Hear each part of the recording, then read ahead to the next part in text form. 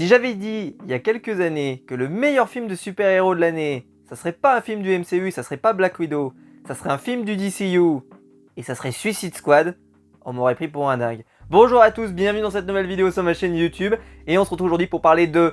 Et attention, je vais avoir du mal dans cette vidéo puisque je vais devoir prononcer ce mot, The Suicide Squad ou The Suicide Squad. Je sais pas comment disent les anglophones qui me regardent. Hello guy. Je vais détruire votre langue pendant à peu près les 15 prochaines minutes ou 20 minutes. Donc désolé, qu'est-ce que vous voulez, c'est comme ça. Bon, donc The Suicide Squad, ou la Suicide Squad, ou l'Escadron Suprême pour être vraiment dans du français. C'est le nouveau film de James Gunn, après Les Gardiens de la Galaxie, qu'il arrive chez DC pour dynamiter la Suicide Squad qui en avait besoin. Et qui récupère... En fait, ce qui est très bizarre, c'est que ça n'a pas été annoncé comme une Suicide Squad 2. Ils ont voulu absolument mettre ce The Suicide Squad. C'est beau. Là, je suis en train de mettre en PLS tous les anglophones qui m'écoutent. Je suis désolé. Désolé. Écoutez, je vais me priver d'un public terrible pour ma chaîne YouTube. C'est horrible. Mais c'est un film qui n'avait pas le 2. C'est-à-dire que c'était pas Suicide Squad 2. Donc j'étais un peu surpris, je me suis dit est-ce que c'est un reboot? Mais c'est bizarre parce qu'ils reprennent Harley Quinn. On a appris après qu'ils récupéraient Captain Boomerang. Par contre ils ne prennent pas Deadshot. C'était bizarre, voilà, c'était une sorte de reboot sans l'être vraiment. Alors c'est très comique c'est ça, parce que des fois on fait il y a des séries qu'on relaunch, des séries qu'on relaunch pas, des séries qu'on reboot, des séries qu'on reboot pas. Voilà, c'est assez intéressant de voir ça. Et en fait, je rassure peut-être ceux qui sont fans du DCU, ou en même temps je pense que j'en inquiète d'autres, c'est que oui, c'est la suite de Suicide Squad premier du nom. Rien n'est balayé sous le tapis, rien n'est enlevé, tout est considéré comme étant existant. C'est juste qu'ils ne reprennent pas l'équipe d'origine, ils reviennent avec une nouvelle équipe, il y en a 3 qui reviennent, il y a Harley Quinn, il y a Captain Boomerang et il y a Rick Flag, pardon, qui est le leader de la Suicide Squad, qui était déjà le leader la première fois et qui là est leader mais un peu en retrait par rapport à notre leader dont nous parlerons après. La Suicide Squad, moi j'avais trouvé le premier film effectivement pas foufou, mais je l'ai rematé hier soir par acquis de conscience, juste pour me le remettre dans l'esprit, et je maintiens, même encore aujourd'hui en 2021, que le Harley Quinn est génial dans le film et que Will Smith est également génial dans le film, alors, en interprétant Deadshot. Ce qui fait d'ailleurs que j'étais un peu déçu de savoir qu'il ne reprenait pas Deadshot, alors, et donc Will Smith, raison, je ne sais pas, est-ce que c'est Will Smith qui veut pas revenir? Raison numéro 1, est-ce que c'est le DC qui voulait pas le faire revenir, ou est-ce que c'est Pognon? Voilà, peut-être un peu des trois, ou peut-être l'une ou l'autre. En tout cas, bon, c'est un peu dommage, parce que c'était un personnage, je trouve, qui s'en était super bien sorti. Et pourquoi je vous dis ça, c'est que j'ai un peu l'impression, je vous le dis maintenant, et après on parlera plus du film, c'est que j'ai l'impression que ce film, il a été fait de... S'il y avait Deadshot, il pouvait très bien remplacer le personnage principal de la série, interprété par Idris Elba, parce qu'il a exactement la même histoire. Il a un enfant, il se bat pour sa fille, c'est quasi pareil, sauf que là sa fille elle a un petit peu mal tourné, mais sinon le reste c'est pareil. Donc on aurait très bien pu, tu changes, tu mets Will Smith à la place d'Idris Elba, tu pouvais quasiment retomber sur tes pattes. Le mec c'est un hyper gros tireur, il a quand même ce charisme de leader qu'on avait vu dans le premier Suicide Squad, donc ils auraient pu le faire. Donc est-ce que c'est qu'ils voilà, voulaient pas ou autre, j'en sais rien, peu importe. En tout cas, ils ont créé un personnage qui est comme Deadshot, donc qui est son équivalent, on pourrait dire entre guillemets, avec Bloodsport, qui lui, bah voilà, c'est un tireur qui ne rate jamais sa cible, etc. Donc voilà. Donc vous n'êtes pas perdu, si vous connaissiez la Suicide Squad, vous allez être plutôt dans votre élément. Et par contre, là où est la grosse différence avec ce film de 2016, c'est que cette fois-ci, ils ont bossé le scénario pour en faire quelque chose de bien, quelque chose d'intéressant, et surtout de vraiment travailler sur leurs personnages, et tous sans exception, et ceux qui ne sont pas travaillés, eh ben ils vont servir le scénario pour être de la chair à canon, parce que c'est un film, on va le dire tout de suite, c'est un film qui envoie, c'est un film généreux, comme James Gunn nous sait le proposer, et ça c'était plutôt du plaisir. Alors, comme vous avez pu le comprendre, j'ai passé un excellent moment. Mais alors de quoi ça parle The Suicide Squad, ou The Suicide Squad, je sais même plus, faut que je retourne dans mes cours d'anglais. Et bien Suicide Squad, ça raconte une nouvelle mission de la Suicide Squad qui est lancée à Corto Maltese pour aller démanteler un laboratoire d'origine nazie dans lequel ils font des trucs dedans. Et ils essayent un petit peu de mettre la main dessus et de tout détruire et de ne laisser aucune preuve. Voilà. Très bien. Le speech est plutôt pas mal et donc ils m'ont lancé une Suicide Squad qui va partir à l'attaque et en fait il va y avoir 2 groupes de Suicide Squad qui vont être lancés, un dirigé par Rick Swag et un dirigé par Bloodsport, et on va les suivre progressivement dans leur aventure pour au final bien sûr se regrouper et à la fin affronter le boss de fin. Et le film est très bon, je me suis régalé à le regarder et je ne pensais pas, comme je l'ai dit au début, dire du bien à ce point d'un film Suicide Squad, mais j'ai absolument quasiment tout aimé. Il y a quelques trucs que je regrette, c'est pas parce que je ne les aime pas, c'est juste que je les regrette, mais franchement, quand on compare avec le premier Suicide Squad de 2016, t'as l'impression que c'est le jour et la nuit. Même si j'aimais bien moi la Harley Quinn de Suicide Squad malgré tout, là il la récupère et il est pas tombé en se disant je vais mettre du Margot Robbie dans tous les sens. Au final, elle est mise à petite dose et donc ça permet à d'autres de pouvoir s'exprimer. En particulier, donc je vous l'ai dit, Idris Elba en Bloodsport qui est exceptionnel, il est vraiment génial. Mais je pense surtout, alors lui il aura animé mon été tout l'été, mon été tout l'été, c'est beau cette phrase. C'est John Cena, donc qui interprète le personnage de Peacemaker. Et alors lui, il crève l'écran. Je l'avais trouvé déjà super bien dans ma critique de Fast and Furious que j'ai fait sur la chaîne, n'hésitez pas à aller la voir si vous l'avez pas vu. Je vous avais dit à quel point John Cena, voilà, c'est clairement le Summer of Cena, si vous avez la référence WWE. C'est clairement son été parce qu'il fait 2 excellentes prestations. Que ça soit dans Suicide Squad ou que ça soit dans Fast and Furious, il a été à chaque fois à la hauteur de l'événement. Là, et franchement, on ne voit que lui. Il est génial, il crève l'écran. Chaque minute où il est là, t'as l'impression que c'était super.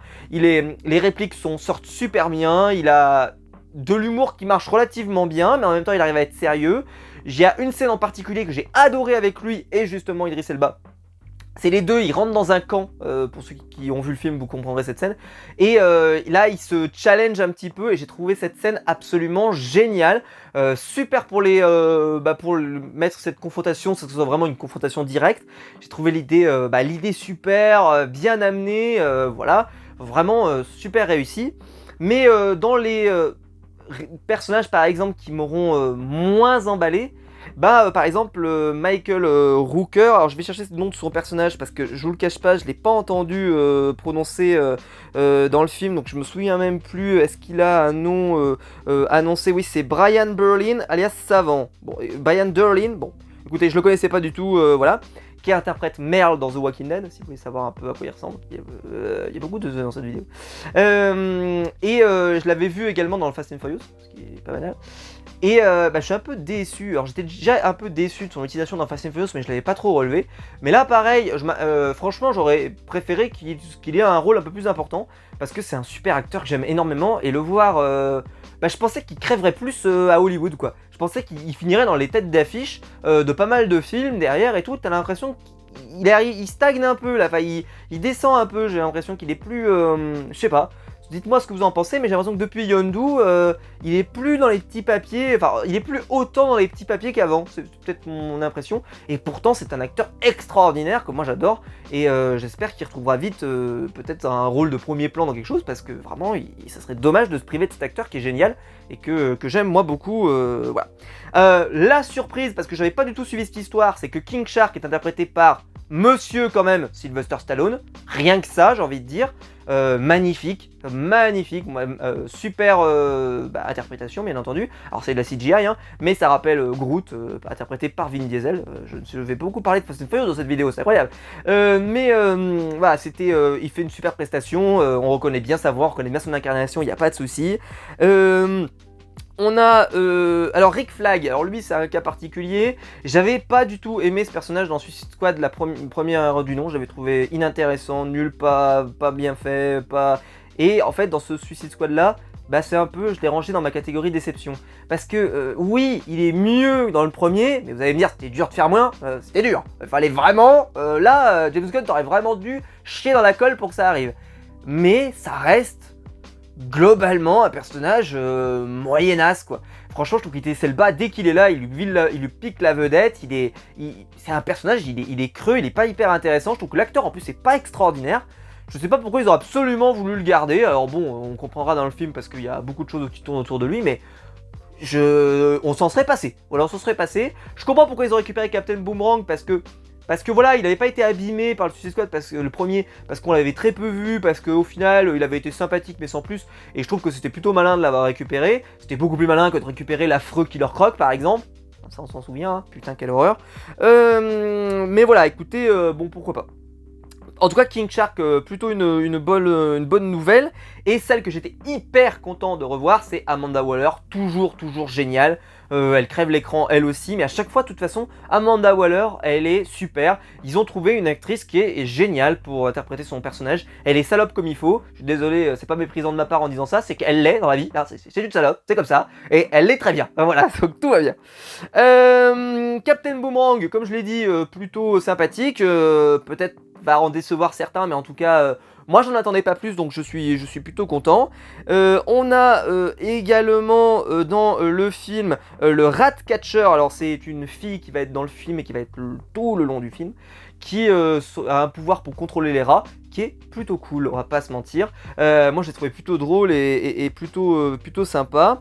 Et enfin, pour terminer, qui c'est qui a vraiment d'important, Polka Dot Man, pardon, qui est celui qui a un pouvoir. Alors, on ne veut pas vous révéler exactement ce qu'il a, mais en gros, parce que c'est un peu un mystère tout le long du film, c'est voilà, il a des pustules qui viennent d'apparaître sur son corps, on ne sait pas trop ce que c'est, et il s'en sert pour se défendre et pour attaquer. Et ça c'était plutôt sympa, j'ai bien aimé aussi ce personnage, même si, alors j'aime bien l'acteur, hein, que j'avais déjà vu dans des rôles mineurs, etc. Mais bon, il est quand même dans une exubérance qui est un petit peu parfois pas terrible.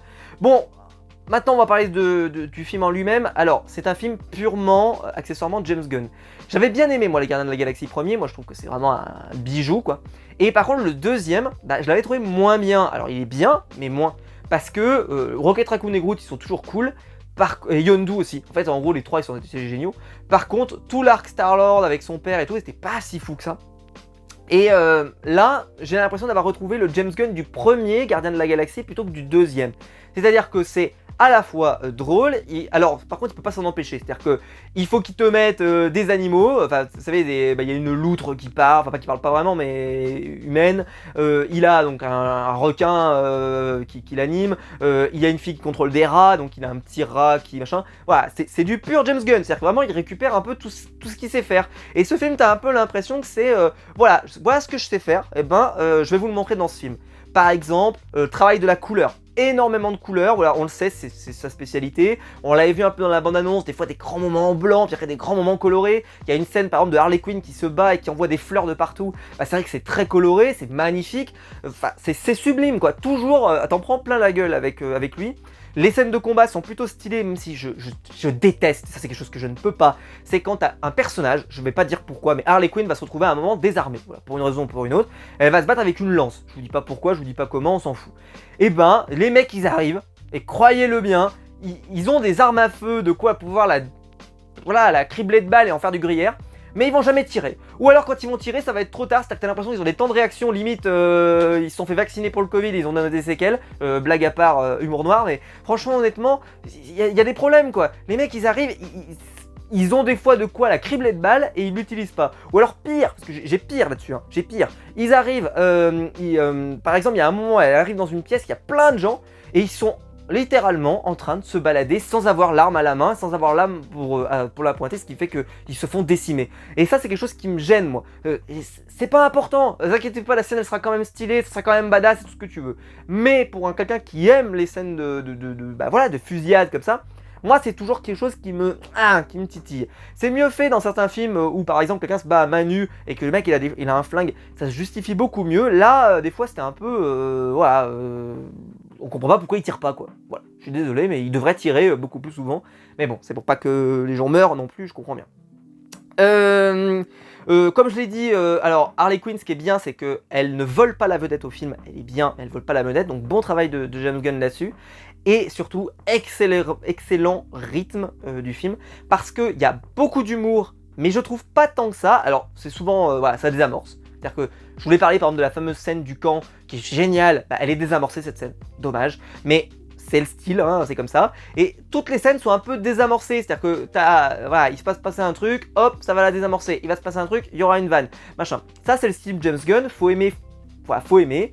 et surtout, il s'est absolument pas retenu. Je sais pas si c'est retenu dans le MCU en se disant voilà, je peux pas faire tout ce que je veux, mais là, le film est rated R, il n'y a pas de doute possible. On voit des gens tout nus, on voit même, et franchement, du fanservice. C'est-à-dire que, enfin, pas fanservice, parce que qui veut les voir ça personnellement, pas ça, mais par exemple, je vais comparer, parce que bientôt je parlerai de Spartacus sur cette chaîne YouTube. Spartacus, c'est pas du fanservice. Quand il y a de la nudité, c'est parce qu'il y a un vrai propos derrière. Là, non, c'est du pur, voilà, c'est pour que ça soit cool, quoi, que ça soit trashos, quoi, mais ça servait à rien pour la plupart du temps.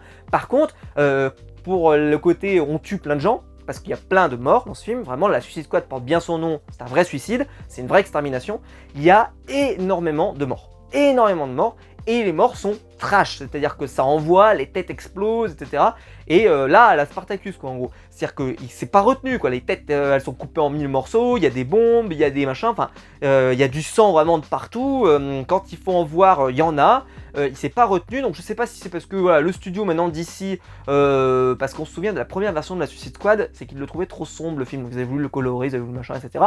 Là, je pense qu'ils ont rien dit à James Gunn, parce que quand tu récupères James Gunn, le mec il arrive avec une grosse aura, voilà, il a cartonné dans le MCU, etc. Je pense qu'ils lui ont laissé carte blanche. Il voulait faire du rated R, allez vas-y éclate-toi. Il voulait faire un truc avec des personnages second ordre de DC, même des personnages qu'on connaît à peine, etc. C'est pas grave, vas-y, éclate-toi, amuse-toi, de toute façon tu peux pas faire pire que ce qu'on a fait sur la Suicide Squad. La seule chose que t'as pas le droit de faire, et moi je le savais déjà, c'est tu tues pas Harley Quinn, voilà, règle numéro 1. Règle numéro 2, tu ne tues pas Harley Quinn. Règle numéro 3, tu ne tues pas Harley Quinn.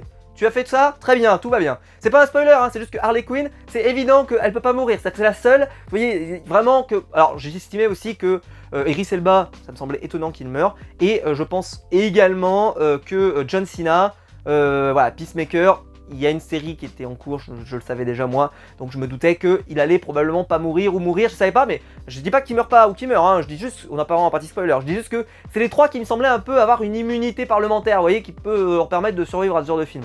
Là, à voir. Bref, j'ai passé un excellent moment devant ce film. Comme je l'ai dit, très très bien rythmé. Gros travail de la bande son, comme par hasard, c'est du James Gunn.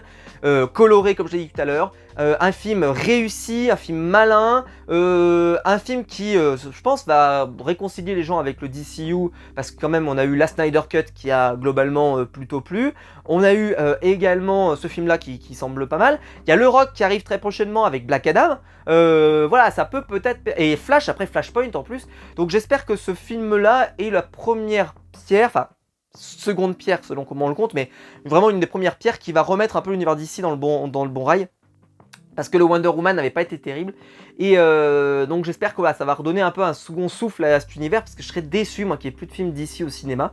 Parce que ce film-là montre à quel point on a besoin que DC soit au cinéma. Parce que eux, ils osent véritablement faire des choses. Voilà, s'il faut faire un film PG, eux, ils hésiteront. Enfin, pas PG, justement. Rated R, ils n'hésitent pas. Je sais pas comment va être traité Deadpool dans l'univers Disney, j'en sais rien. Mais est-ce qu'il va continuer à être aussi trash? J'en sais rien, mais bon, ça paraît bizarre, surtout pour du Disney. Alors que là, chez DC, t'as vraiment l'impression qu'on peut quand même faire des choses, on peut vraiment s'éclater. Et James Gunn, je pense qu'il s'est éclaté sur ce film. Et voilà, je suis super content, moi, personnellement, de mon expérience. Et vous le savez, je suis plus fan de DC que de Marvel, en comics en tout cas. Mais même en film, j'aime beaucoup ce que fait DC. Et là, honnêtement, j'en ai eu pour mon argent. Voilà, ça envoie. Grosse scène de fin, grosse baston. Il y a une scène post-générique qui n'est pas d'une importance capitale, mais voilà, elle est sympathique. Disons qu'on aurait pu s'en passer, disons, mais elle est intéressante parce qu'elle rajoute quelque chose, mais en fait je m'en doutais un petit peu puisque, comme je vous l'ai dit, je me doutais de quelque chose. Mais sinon, c'était plutôt voilà, un très bon film. Donc je vous le recommande, bien plus que Black Widow dont j'ai parlé récemment, qui était vraiment pas intéressant. Celui-là au moins, je vous promets que vous n'allez pas vous ennuyer. Et après, vous pouvez pas y aller en famille, par rapport au Black Widow, on peut amener ses enfants, etc. Là, clairement, c'est pas du tout l'ambiance. Voilà, c'est... Non, il y a des gens tout nus, il y a du sang, ça pisse, voilà, non. C'est pas l'ambiance. Voilà. N'emmenez pas vos enfants voir ça, vous leur rendrez pas service. Par contre, envoyez-les voir je ne sais quel, je sais pas qu'est-ce qui sort en ce moment. Si, il y a le film avec le Rock là, qui sort. Eh ben, allez voir ça, je suis sûr que ce sera bien plus friendly. Parce que ça, c'est pas du tout accessible aux enfants. Voilà, bah écoutez, j'espère que la vidéo vous aura plu. On va se retrouver juste en toute petite partie spoiler parce que j'ai 2-3 trucs à vous raconter et dont je dois vous parler en spoiler. Et si la vidéo vous a plu, vous pouvez la liker quand même juste avant de partir. Et sinon, je vais m'adresser à tous ceux qui ont déjà vu le film. Et bah voilà, je vais spoiler maintenant. Alors maintenant qu'on est en partie spoiler, je vais pouvoir éclairer les 2-3 zones d'ombre que j'ai laissées et je vais revenir sur le premier, c'est Michael Rooker. Alors je l'aime beaucoup comme vous le savez, je l'ai expliqué tout à l'heure. Et il va mourir tout de suite. Il va mourir dès le début, tout comme Captain Boomerang d'ailleurs. Donc Captain Boomerang, j'ai pas été déçu qu'il meure tout de suite, je suis désolé. Moi qui suis un grand fan de Varro, de Spartacus, bah voilà. Mais j'espérais pas qu'il vive beaucoup plus longtemps que ça. C'est pas un personnage non plus incroyable, donc voilà, on pouvait s'en passer très clairement. Et mais c'était cool quand même de le revoir, voilà, c'était sympathique. Mais par exemple, vous voyez, James Gunn il a un style, c'est-à-dire qu'on voit des trucs venir. Par exemple, il saute d'un hélicoptère, je me doutais qu'il y en aurait un qui savait pas nager. Je m'en doutais parce que ça durait trop longtemps. Sinon, il l'aurait coupé, quoi. Ils en auraient vu sauter un ou deux à la limite, et puis on les aurait pas vu. Les voir tous sauter un par un, je me suis dit, bon, c'est qu'il y en a un qui. Soit il va se rater, soit c'est qu'il sait pas nager. Et vu qu'il n'y avait pas de raison de se rater parce que. Bah. Voilà, à part faire un plat volontaire, il faudrait vraiment être con. Je me doutais qu'il y en avait un qui savait pas nager. Et donc, Michael Rooker arrive, voilà, là, ça te cripe de balles de partout, ça va être la catastrophe, cette mission est un suicide, tout ce que tu veux. Et il va décider de partir, Amanda Waller va donc lui faire sauter le crâne, etc. Et c'est vrai que j'étais un peu déçu parce que l'intégration de ce personnage au tout début, il a l'air stylé, j'ai adoré la première scène, là comme ça, il est en train de se battre avec une, comme ça avec une balle, et bam, d'un coup, la balle elle part, et vraiment, enfin, c'était vraiment super. Bon, c'est vrai que ça aurait fait trop dans le film parce que lui, plus Peacemaker, plus Idris Elba, plus tout le monde, enfin voilà, ça fait beaucoup trop de gens qui sont spécialistes du tir, quoi, il y a un moment, faut varier. Mais donc j'étais pas déçu non plus de sa mort, mais c'est vrai que quant à ce genre d'acteur, j'aurais aimé qu'il dure un peu plus longtemps. Pas forcément qu'il survive jusqu'à la fin, mais qu'il meurt tout de suite, c'est vrai que j'étais déçu. J'étais super content de le voir au début. Alors vous allez me dire, sur la bonne annonce, c'est vrai qu'on le voyait pas tant que ça, donc on pouvait se douter qu'il allait pas survivre bien longtemps, mais quand même. J'étais un peu déçu. J'ai adoré la relation donc entre King Shark et les autres personnages. Je trouve que le travail, voilà. Alors je me disais à un moment, je sais pas trop pour vous, mais il y a tout un moment où il se retrouve souvent tout seul. Et je me suis dit, tiens, est-ce qu'ils vont pas nous teaser un truc là-dessus, et qui se retourne contre les autres et qu'à la fin il en bouffe un, par exemple. J'aurais trouvé ça vraiment ouf, mais bon, ils vont pas le faire. Parce que vraiment, et James Gunn, je sais pas pourquoi il insistait tout le temps pour montrer qu'il était tout seul. Et à la fin, ça n'aura pas de conséquences. Ça n'aura pas de conséquences, ils vont se retrouver, ils vont être potes comme cochons, etc. Amis, pas de soucis. Mais j'étais un peu déçu. Je vous expliquais que Will Smith, voilà, il n'est pas là dans le film, donc pas de Deadshot. Mais voilà, Bloodsport, c'est exactement la même histoire. Il a une fille, exactement pareil, il se bat pour elle, exactement pareil. Alors là, raison un peu différente. C'est parce que dans la première, c'est pour avoir sa garde, dans celui-là, c'est pour lui éviter la prison. Mais sinon, le reste, c'est pareil. Le Harley Quinn, elle est géniale. Peacemaker, lui, il est extraordinaire. Et je vous expliquais justement la scène du camp que j'ai particulièrement aimé, comme ça quand ils se baladent et qu'ils tuent tout le monde et tout, et que là ils arrivent et qu'ils tombent sur Rick Flag et que Rick Flag leur dit mais qu'est-ce que vous faites, en fait j'étais pas du tout capturé et tout. Et ça c'était vraiment, c'était stylé. Je vais pas vous mentir, je m'y attendais pas des masses lors de cette scène là. Par contre, défaut du truc, c'est que je m'attendais à la fin, parce que la fin, Harley Quinn elle avait un javelot tout le long. Je me suis dit mais pourquoi ils lui mettent ce javelot? Il y aura forcément une raison. Et quand j'avais vu que c'était une sorte d'étoile de mer avec un énorme œil au milieu, ben j'étais pas con, moi en fait je me suis dit que c'était qu'il allait lui percer l'œil et que c'est comme ça qu'ils allaient le buter. Et j'ai été content et à la fois déçu. J'ai été content parce que c'était bien fait, etc. Donc voilà. Et j'ai été déçu parce que je l'avais vu. Mais par contre, le truc avec tous les rats qui envahissent, alors c'est vrai qu'on les avait pas beaucoup vus les rats jusqu'à ce moment-là, donc on se dit que ça va finir par arriver. Mais d'un autre côté, je pensais pas que ça serait ça l'élément de résolution. Donc là-dessus, j'ai été tellement content de voir que à la fois, ce que j'avais vu, c'était révélé être vrai, mais que les rats en plus, bah ça a été stylé quoi. Et puis en plus la punchline de c'est pas ton monde, c'est le leur, et là tous les rats qui débarquent, j'ai trouvé ça plutôt sympa. Le petit rat d'ailleurs est plutôt cool. Je trouve qu'il est, il en a moins fait comme dans la surenchère, comme avec un Rocket Raccoon. Je trouve que c'est beaucoup moins, c'est beaucoup plus supportable, parce que voilà, c'est des petits gags réguliers, vu qu'il parle pas en plus, donc c'est bien. Et King Shark, vu qu'il parle très peu, un peu à la Groot, un petit peu, disons il parle très peu, et bah pareil, ça lui a empêché, j'ai l'impression, de faire trop d'humour. Alors il y a Harley Quinn, bien entendu, il a pu se lâcher, mais je trouve que voilà, Bloodsport, ça reste tout à fait sympa. Peacemaker, alors là, attention pour mon côté fan de John Cena qui l'a vu vivre la PG era ou la Flash Aggression era, je l'ai quand même vu prononcer le mot beat dans ma vie. Je pensais pas que ça arriverait tous les jours. Et ben je l'ai quand même vu le prononcer je ne sais combien de fois. Rien que pour ça, James Gunn, merci pour ma vie de fan de catch, c'était trop beau. Comme je l'ai dit, excellent rythme. J'ai adoré tout le travail sur le Waller, parce qu'elle est top, parce que son équipe qui se retourne contre elle et tout, c'est super bien amené, moi j'ai beaucoup aimé. Et donc il y a la mort de John Cena, donc de Peacemaker, qui meurt à la fin du film. Et je vous l'ai dit en préambule, c'est que je sais qu'il y a une série sur Peacemaker, et donc je me disais, mais putain, ils l'ont vraiment buté, quoi, bravo. Mais je me disais, alors, est-ce que ça veut dire que la série Peacemaker serait un prologue, c'est-à-dire un prélude, etc. Je sais pas, je trouvais ça bizarre quand même. Et puis je me disais, c'est bizarre de se séparer du personnage de John Cena, qui était plutôt le bon personnage pour le moment. Je me suis dit, c'est quand même con. Et bah non, puisque dans la scène post-générique, on découvre qu'il est en vie. Et donc ça m'a rassuré, parce que, comme je l'ai dit, on aurait pu s'en passer de cette scène post-générique, il aurait suffi qu'il meure pas. Hein. Mais j'ai bien aimé voir cette scène et voir qu'il était encore en vie, quoi. Parce que voilà, c'est un personnage, j'aurais été déçu qu'il meure aussi vite dans le DCU. Très bon boss de fin, là, cet énorme... même le Thinker, il est cool, mais... En plus, c'est vraiment le côté je suis sans froid. J'ai bien aimé la révélation que le gouvernement américain, au final, en fait, ils sont en train d'effacer les traces du gouvernement américain. Ça, j'ai trouvé ça stylé. Et puis l'étoile de mer, et puis ce moment où tout le monde se retourne contre Amanda Waller, et puis derrière, enfin, franchement, c'était super. Beaucoup de morts. Donc, comme je vous l'ai dit, là, toute la première escadrille, elle se fait toute tuer, sauf Harley Quinn et Rick Flag. Un peu pas surprenant. Et puis la loutre aussi qui...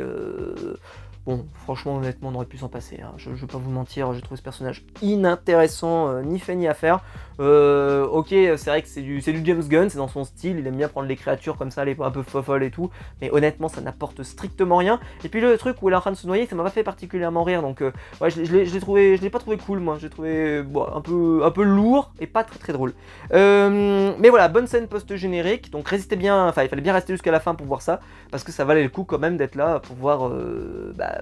Peut-être donc le série Peacemaker qui arrivera derrière, qui promet qu'il reviendra certainement dans un film plus tard. En tout cas, je vous le souhaite parce que John Cena le mérite, parce que honnêtement, pour l'instant, ses prestations à Hollywood sont de qualité, donc j'espère qu'il va continuer à percer et pourquoi pas avoir encore des rôles de plus en plus ambitieux. Mais là, honnêtement, j'ai beaucoup aimé son rôle, je l'ai trouvé très très bon et très très bien, quoi. Voilà, et James Gunn, très bon boulot, il s'est éclaté, c'est trash, il y a des têtes qui explosent, il y a des corps qui explosent, la nuque qui explose d'un mec, j'ai adoré la scène justement quand je vous ai dit l'attaque du camp où t'as John Cena comme ça qui tire, le mec lui dit non mais il t'aurait pu le tuer en un coup, il fait attends, et là tu vois la balle qui explose et tout, enfin franchement des super idées pour que le trash soit pas trop inutile. Par contre, c'est ce que j'expliquais tout à l'heure, c'est que dans le camp il y a un moment où il tue un personnage tout nu. La seule raison pour laquelle il est tout nu, c'est pour qu'il soit tout nu. Mais en réalité, ça ne sert strictement à rien, on aurait pu s'en passer. C'est pas comme dans Spartacus où ça sert la narration, les scènes où il y a un peu de nudité. Là, ça sert strictement à rien. Je sais pas pourquoi il a fait ça. Je sais pas si c'était vraiment pour tester, pour se dire allez, est-ce que Warner va vraiment laisser passer ça, je le mets, comme ça on verra s'il me censure ou pas. Peut-être que c'était... Parce qu'il le fait qu'une fois et après il va plus vraiment... Je crois pas qu'il va remettre un moment de nudité, je crois pas, j'en sais rien, peu importe. Mais en tout cas voilà, t'as l'impression qu'il l'a fait pour se dire est-ce que DC va me censurer? Bah non, il me censure pas, bon bah je le mets. Mais voilà, c'était pas nécessaire quoi. Bon. Voilà, écoutez, j'espère que la vidéo vous aura plu. Comme vous l'avez compris, je vous recommande ce film. J'ai adoré ce film, c'était un super moment. Et pour moi, c'est vraiment un des films que j'ai préféré cet été pour le moment. Bien sûr, avec derrière Kaamelott, mais si la vidéo vous a plu, vous pouvez la liker, vous pouvez vous abonner, vous pouvez la partager sur les réseaux sociaux. Il y a le bouton rejoindre juste en dessous pour donner un mon soutien. Et dites moi dans les commentaires ce que vous en avez pensé. Et dites bien The Suicide Squad ou The Suicide Squad, ou dites ce que vous voulez dans les commentaires. Hein, corrigez-moi, n'hésitez pas. Je suis prêt à prendre des cours LV1 anglais Englishophobe. On se retrouve de toute façon très vite pour des nouvelles vidéos sur ma chaîne YouTube. Goodbye.